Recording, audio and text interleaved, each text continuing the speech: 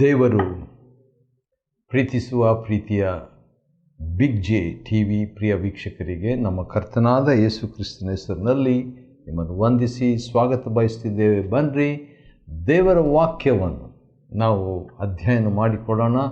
ಇಂದಿನ ನಮ್ಮ ಅಧ್ಯಯನ ಯೆಶಾಯನ ಗ್ರಂಥ, ದ ಬುಕ್ ಆಫ್ ಐಸಾಯ, ಚಾಪ್ಟರ್ 40, 40ನೇ ಅಧ್ಯಾಯ. ಯೆಶಾಯನ ಗ್ರಂಥದಲ್ಲಿ 66 ಅಧ್ಯಾಯಗಳಿದೆ. ಅದು ಒಂದು ಸಂಕ್ಷಿಪ್ತ ಬೈಬಲ್ ಇದ್ದ ಹಾಗೆ, ಬೈಬಲ್ ಇನ್ ಎ ಮಿನಿಯೇಚರ್. ಸಂಕ್ಷಿಪ್ತ ಬೈಬಲು ಎಂಬುದಾಗಿ ಹೇಳಿದಾಗ ಬೈಬಲ್ಗೆ ಯಾವ ರೀತಿಯಾಗಿ 2 ಪ್ರಧಾನ ಭಾಗಗಳಿವೆ: ಹಳೆ ಒಡಂಬಡಿಕೆ, ಹೊಸ ಒಡಂಬಡಿಕೆ. ಹಳೆ ಒಡಂಬಡಿಕೆಯ ಪುಸ್ತಕಗಳು 39 ಪುಸ್ತಕಗಳು, ಹೊಸ ಒಡಂಬಡಿಕೆಯ ಪುಸ್ತಕಗಳು 27 ಪುಸ್ತಕಗಳು. ಈಗ 1 ರಿಂದ 39 ಅಧ್ಯಾಯಗಳು ನಾವು ಯೆಶಾಯನ ಗ್ರಂಥದಿಂದ ನಾವು ನೋಡಿದ್ದೀವಿ. ಅದು ಹೆಚ್ಚಿನ ಅಂಶ ಹಳೆ ಒಡಂಬಡಿಕೆಯ ಪುಸ್ತಕಗಳು ಇದ್ದ ಹಾಗೆ, ಹೆಚ್ಚಿನ ಅಂಶ, ಎಲ್ಲ ಅಲ್ಲ. ಆದರೆ 40ನೇ ಅಧ್ಯಾಯದಿಂದ ಹೊಸ ಒಡಂಬಡಿಕೆಯ ಮತ್ತಾಯನು ಬರೆದ ಸುವಾರ್ತೆಯಿಂದ ಪ್ರಾರಂಭ ಇದ್ದ ಹಾಗೆ ಇದು. ಯೆಶಾಯ 66ನೇ ಅಧ್ಯಾಯಕ್ಕೆ ಬಂದಾಗ ಅದು ಪ್ರಕಟಣೆಯ ಗ್ರಂಥ ಇದ್ದ ಹಾಗೆ ಇರ್ತದ್ರಿ. ಸರಿ, ಈಗ ನಾವು 40ನೇ ಅಧ್ಯಾಯವನ್ನು ನೋಡಿಕೊಳ್ಳೋಣ. ಮತ್ತು 40ನೇ ಅಧ್ಯಾಯದ ಮೊದಲನೇ ವಚನ ಈ ರೀತಿಯಾಗಿದೆ: ನನ್ನ ಜನರನ್ನು ಸಂತೈಸಿರಿ. ದೇವರು ತನ್ನ ಜನರನ್ನು ಹೊಸ ಒಡಂಬಡಿಕೆಯಲ್ಲಿ ಸಂತೈಸಿದ ಸಂದೇಶವು ಸ್ಪಷ್ಟವಾಗಿ ಇಲ್ಲಿ ಬಂದಿದೆ. ಮತ್ತು ಅದು ಏನಂತ ಹೇಳಿದರೆ, ಇದೇ ನಿಮ್ಮ ದೇವರ ಆಜ್ಞೆ ಎಂಬುದಾಗಿ ಹೇಳಿಬಿಟ್ಟು, ಹೌದು, ಅಲ್ಲಿ ದೋಷ ಫಲವೆಲ್ಲ ನೆರವೇರಿತು, ಎಲ್ಲ ಪಾಪಗಳಿಗೂ ಯೆಹೋವನ ಕೈಯಿಂದ 2ರಷ್ಟು ಶಿಕ್ಷೆ ಆಯಿತು. ಹೌದು, ಹಳೆ ಒಡಂಬಡಿಕೆಯಲ್ಲಿ ದೇವರು ಪಾಪದ ಪರಿಹಾರ ಪ್ರಾಣಿಗಳ ಮುಖಾಂತರ, ಹೊಸ ಒಡಂಬಡಿಕೆಯಲ್ಲಿ ಪಾಪದ ದೋಷ ಫಲ, ಪಾಪದ ಪರಿಹಾರ, ಅದು ಶಿಕ್ಷೆ ಯೇಸು ಕ್ರಿಸ್ತನಿಗೆ ಎಂಬುದಾಗಿ. 3ನೇ ವಚನ ಓದಿ ನಮಗೆ ಆಶ್ಚರ್ಯ ಆಗ್ಬೋದು. ಯಾಕಂತೇಳಿದರೆ, ಈಗೋ ಒಂದು ವಾಣಿ, ಏನದು? ಅರಣ್ಯದಲ್ಲಿ ಯೆಹೋವನ ದಾರಿಯನ್ನು ಸರಿಪಡಿಸಿರಿ. ಎಲ್ಲೋ ಕೇಳಿದ ಹಾಗೆ ಇದೆ ಅಲ್ವಾ? ಅಡವಿಯಲ್ಲಿ ನಮ್ಮ ದೇವರಿಗೆ ರಾಜಮಾರ್ಗವನ್ನು ನೆಟ್ಟಗೆ ಮಾಡಿರಿ. 4ನೇ ವಚನ: ಎಲ್ಲ ಹಳ್ಳ ಕೊಳ್ಳಗಳು ಮುಚ್ಚಲ್ಪಡುವವು, ಎಲ್ಲ ಬೆಟ್ಟಗುಡ್ಡಗಳು ತಗ್ಗಿಸಲ್ಪಡುವವು. ಈ ರೀತಿಯಾಗಿ ಹೇಳಿದಂಥ ಮಾತನ್ನು ನಾವು ನೋಡುವಾಗ ನಾವು ಹೊಸ ಒಡಂಬಡಿಕೆಗೆ ನೋಡಬೇಕಾಗ್ತದೆ. ಹೊಸ ಒಡಂಬಡಿಕೆಯಲ್ಲಿ ಇದೇ ಮಾತು ಇರುವಂಥದ್ದನ್ನು ನಾವು ನೋಡ್ಬೋದು. ಮತ್ತಾಯನು ಬರೆದ ಸುವಾರ್ತೆ ನಾವು ನೋಡುವಾಗ ಇಂಥ ಒಂದು ಮಾತು ಅಲ್ಲಿ ಕೂಡ ಯೆಶಾಯನಲ್ಲಿ ಇದ್ದಂಥ ಮಾತೆ ಇಲ್ಲಿ ಬರುವಂಥದ್ದನ್ನು ಸ್ವಲ್ಪ ಗಮನಿಸೋಣ.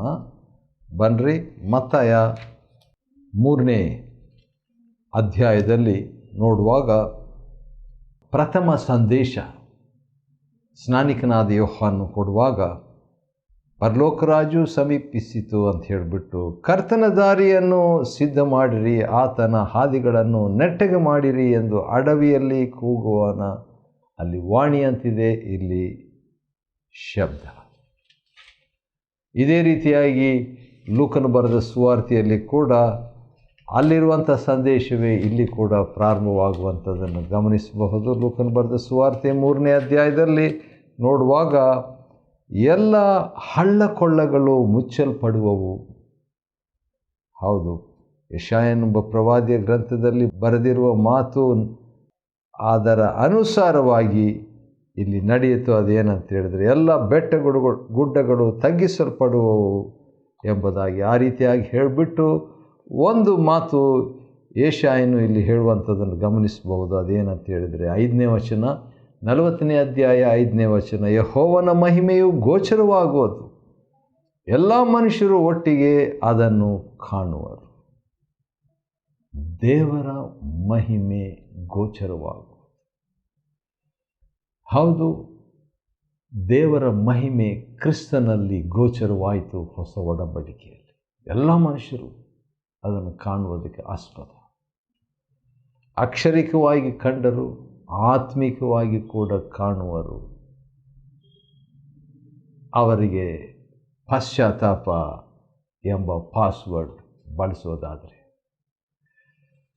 ಮತ್ತು ಎಲ್ಲ ಮನುಷ್ಯರು ಯೆಹೋವನ ಮಹಿಮೆಯನ್ನು ಕಾಣುವರು ಅಂತಿದೆ 40ನೇ ಅಧ್ಯಾಯ ಮತ್ತು 5ನೇ ವಚನದಲ್ಲಿ. ಆದರೆ ಲೂಕನ್ ಬರೆದ ಸುವಾರ್ತೆ 3ನೇ ಅಧ್ಯಾಯ ಎಲ್ಲ ಮನುಷ್ಯರು 6ನೇ ವಚನ, ದೇವರಿಂದ ಸಿದ್ಧವಾಗುವ ರಕ್ಷಣೆಯನ್ನು ಕಾಣುವರು ಎಂಬುದಾಗಿ. ಮಹಿಮೆಯೇನು? ರಕ್ಷಣೆ. ರಕ್ಷಣೆಯೇನು? ಯಾವುದು? ರಕ್ಷಕನು. ಆದ ಕಾರಣ ಕ್ರಿಸ್ತನ ಬಗ್ಗೆ ಹೇಳಿದಂಥ ಮಾತು ಇಲ್ಲಿ ಗಮನಿಸ್ತಕ್ಕದ್ದು. ಸರಿ, ಹಾಗೆ ಮುಂದುವರಿಸೋದಾದರೆ, ಯೆಹೋವನ ಬಾಯೇ ಇದನ್ನು ನುಡಿದಿದೆ ಎಂಬುದಾಗಿ ಹೇಳಿಬಿಟ್ಟು ಒಂದು ಮಾತು ಇಲ್ಲಿ ಹೇಳಲಾಗಿದೆ. ಅದೇನೆಂದರೆ, ಅಂದ ಹಾಗೆ 40ನೇ ಅಧ್ಯಾಯದಲ್ಲಿ ಇದೊಂದು ಮಾತು ನಾನು ಹೇಳಬೇಕಾಯಿತು ಪ್ರಾರಂಭದಲ್ಲಿ, ಆದರೂ ಕೂಡ ಈಗ ಹೇಳ್ತಿದ್ದೇನೆ. ಅದೇನಂತ ಹೇಳಿದರೆ, 40ನೇ ಅಧ್ಯಾಯ ಯೆಶಾಯನ ಗ್ರಂಥದಲ್ಲಿ ಯೆಹೋವನ ಬಗ್ಗೆ 27 ಸತ್ಯಗಳು ಇರುವಂಥದ್ದನ್ನು ಗಮನಿಸ್ಬೋದು. 27 ಫ್ಯಾಕ್ಟ್ಸ್ ಅಬೌಟ್ ಜೆಹೋವ. ಒಂದೊಂದಾಗಿ ಅದನ್ನು ನಾವು ನೋಡಿಕೊಳ್ಳೋದಾದರೆ, ನಿಮ್ಮ ದೇವರ ವಿಷಯದಲ್ಲಿ ಮೊದಲನೇದು ಏನಂದರೆ ನಿಮ್ಮ ದೇವರು. ಅದು 3ನೇ ಅಥವಾ 2ನೇ ವಚನದ ಕೊನೆಯ ಭಾಗದಲ್ಲಿ ನಿಮ್ಮ ದೇವರು, ವೈಯಕ್ತಿಕ ದೇವರು, ಪರ್ಸನಲ್ ಗಾಡ್. ಹಳೆ ಒಡಂಬಡಿಕೆಯಲ್ಲಿ ಆ ರೀತಿಯಾಗಿ ಇತ್ತು. ಅದರ ಸ್ಪಷ್ಟತೆ, ಪೂರ್ಣತೆ ಹೊಸ ಒಡಂಬಡಿಕೆಯಲ್ಲಿ ನಿಮ್ಮ ದೇವರು. ಆಮೇಲೆ ಆತನು 2ನೇ ವಚನದ ಕೊನೆಯ ಭಾಗದಲ್ಲಿ ನಿಮ್ಮ ದೇವರು ಅಷ್ಟೇ ಅಲ್ಲ, ದೇವರ ಆಜ್ಞೆ ಬಗ್ಗೆ 2ನೇದಾಗಿ ನಾವು ನೋಡ್ತೀವಿ.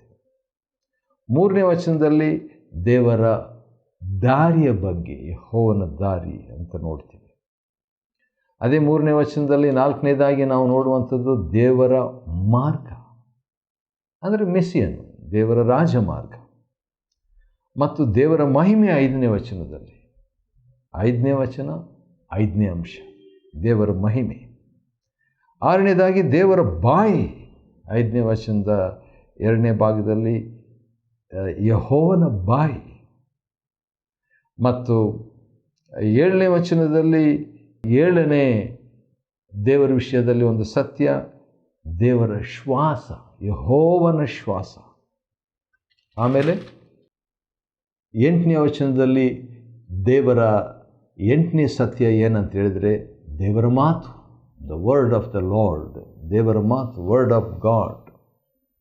9ನೇದಾಗಿ ಈಗೋ ನಿಮ್ಮ ದೇವರು, ನಿಮ್ಮ ದೇವರು. ಮತ್ತೊಂದು ಆವೃತ್ತಿ ಅಲ್ಲಿ ಹೇಳಲಾಗಿದೆ ಪರ್ಸನಲ್ ಗಾಡ್ ಅಂತ ಹೇಳ್ಬಿಟ್ಟು. ಮತ್ತು ಅದೇ ರೀತಿಯಾಗಿ 10ನೇದಾಗಿ ದೇವರ ಬಗ್ಗೆ ಇರುವಂಥ ಇನ್ನೊಂದು ಸತ್ಯ, ಆತನು ಕರ್ತನು. ಹೌದು, ಆತನು ಸದಾ ಇರುವ ಆತನು, ಎಂಥವನಾಗಿರುವನು ಅಂಥವನಾಗಿರುವನು. ಆದರೆ ಅದೇ ಸಂದರ್ಭದಲ್ಲಿ ಆತನು ಕರ್ತನು, ಈಸ್ ಲಾರ್ಡ್, ಕರ್ತನಾಗಿದ್ದಾನೆ. ಮತ್ತು ಕೇವಲ ಕರ್ತನಾಗಿಲ್ಲ, ಆತನು ಆಳುವನು, is a ruler, he reigns, ಆತನು ಆಳುವವನಾಗಿದ್ದಾನೆ. 11ನೇ ದೇವರ ಬಗ್ಗೆ ಸತ್ಯ. 12ನೇದಾಗಿ ಆತನ ಕ್ರಿಯಾಲಾಭವು, ದೇವರ ಕೃತ್ಯಗಳ ಬಗ್ಗೆ ನಾವು ನೋಡ್ತೇವೆ. ಕೀರ್ತನೆ 103 7ನೇ ವಚನದಲ್ಲಿ ಇಸ್ರಾಯೇಲರಿಗೆ ದೇವರು ತನ್ನ ಕೃತ್ಯಗಳನ್ನು ತೋರಿಸಿದನು, ಮೋಶೆಗೆ ತನ್ನ ಮಾರ್ಗವನ್ನು ತಿಳಿಯಪಡಿಸಿದನು. ಅದೇ ರೀತಿಯಾಗಿ ದೇವರ ಕೃತ್ಯ, ದೇವರ ಮಾರ್ಗ 2 ಇಲ್ಲಿ ನಾವು ನೋಡ್ತೀವಿ. ದೇವರ ಮಾರ್ಗವನ್ನು ಯೆಶಾಯ 40 ಮತ್ತು 3ನೇ ವಚನದಲ್ಲಿ ನೋಡ್ತೀವಿ ದೇವರ ಕೃತ್ಯಗಳನ್ನು. ಯೆಶಾಯ 40 ಮತ್ತು 10ನೇ ವಚನದಲ್ಲಿ ಕಾಣ್ತೇವೆ. ಹಾಗೆ ಮುಂದುವರಿಸುವುದಾದರೆ ದೇವರ ಬಗ್ಗೆ ಇನ್ನೊಂದು ಸಂಗತಿಯನ್ನು ನಾವು 11ನೇ ವಚನದಲ್ಲಿ ನೋಡ್ತೀವಿ. ದೇವರ ಕುರುಬತನ, ದ ಶೆಪರ್ಡಿಂಗ್ ಆಫ್ ಗಾಡ್. ದೇವರು ಒಬ್ಬ ಕುರುಬನೋಪಾದಿಯಲ್ಲಿ, ಅದು ಕೀರ್ತನೆ 23 ಆಗಿರ್ಬೋದು ಹಳೆ ಒಡಂಬಡಿಕೆಯಲ್ಲಿ, ಅಥವಾ ಯೋಹಾನ 10ನೇ ಅಧ್ಯಾಯವಾಗಿರ್ಬೋದು ಹೊಸ ಒಡಂಬಡಿಕೆಯಲ್ಲಿ. ಆತನು ಒಳ್ಳೆ ಕುರುಬನಾಗಿ, ಪ್ರಾಣ ಕೊಟ್ಟ ಕುರುಬನಾಗಿ ನಾವು ನೋಡ್ತೀವಿ. ಆತನ ನಾಮಕ್ಕೆ ಸ್ತೋತ್ರವಾಗಲಿ. ಇನ್ನೊಂದು ಮಾತು ನನಗೆ ಭಾಳ ಇದರಲ್ಲಿ 11ನೇ ವಚನದಲ್ಲಿ ಭಾಳ ನನಗೆ ತಾಕಿತು, ನನಗೆ ಭಾಳ ಇಷ್ಟವೆನಿಸ್ತು, ನನ್ನನ್ನು ಸ್ಪರ್ಶಿಸಿತು ಅಂತ ಹೇಳ್ಬೋದು. ಅದೇನಂತ ಹೇಳಿದ್ರೆ, ಮರಿಗಳನ್ನು ಕೈಯಿಂದ ಕೂಡಿಸಿ ಎದೆಗೆತ್ತಿಕೊಳ್ಳುವನು, ಹಾಲು ಕುಡಿಸುವ ಕುರಿಗಳನ್ನು ಮೆಲ್ಲಗೆ ನಡೆಸುವನು. ಯಾಕಂದರೆ ಭಯಪಡ್ತವೆ, ಅದಕ್ಕೆ ಶಕ್ತಿ ಇರೋದಿಲ್ಲ. ಆದ ಕಾರಣ ಕರ್ತನಲ್ಲಿ ಶಿಶುಗಳಾಗಿರುವಂಥವ್ರನ್ನೇ ದೇವರು ಮೆಲ್ಲಗೆ, ನಿಧಾನಕ್ಕೆ, ಸಾತ್ವಿಕವಾಗಿ ನಡೆಸ್ತೇನೆ. 14ನೇದಾಗಿ ಅಂದ ಹಾಗೆ ಯೆಶಾಯ 40ರಲ್ಲಿ ಯೆಹೋವನ ಬಗ್ಗೆ 27 ಸಂಗತಿಗಳನ್ನು ನೋಡಿಕೊಳ್ತಾ ಇದ್ದೇವೆ. ಅದರಲ್ಲಿ 14ನೇದು ಏನಂತ ಹೇಳಿದರೆ ಯೆಹೋವನ ಆತ್ಮ, ದ ಸ್ಪಿರಿಟ್ ಆಫ್ ಜೆಹೋವ. 13ನೇ ವಚನದಲ್ಲಿ ಅದನ್ನು ನಾವು ನೋಡ್ತೇವೆ. ಮತ್ತು ಹಾಗೆಯೇ 14ನೇ ವಚನ ನಾವು ನೋಡುವುದಾದರೆ ದೇವರ ಅನುಪಮತನವನ್ನು ನಾವು ನೋಡ್ತೇವೆ. The uniqueness of god.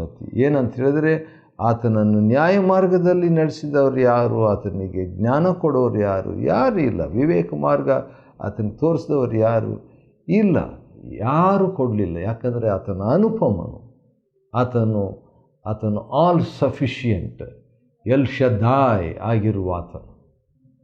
ಸರಿ. ಮತ್ತು ಹಾಗೆ ಮುಂದುವರೆದ ಪಕ್ಷದಲ್ಲಿ ನಾವು ದೇವರ ವಿಷಯದಲ್ಲಿ ಆತನು ಎಷ್ಟು ದೊಡ್ಡಾತನು ಎಂಬುದನ್ನು ಕೂಡ ಮುಂದೆ ನಾವು ನೋಡ್ಕೊಳ್ತೀವಿ. ಜನಾಂಗಗಳು ಇದನ್ನು ಓದುವಾಗ ನನಗೆ ಭಾಳ ಆಶ್ಚರ್ಯ ಅನ್ನಿಸ್ತದೆ. ಯಾಕಂತ ಹೇಳಿದರೆ, ದೇವರು ಭಾಳ ದೊಡ್ಡ ಆತನು.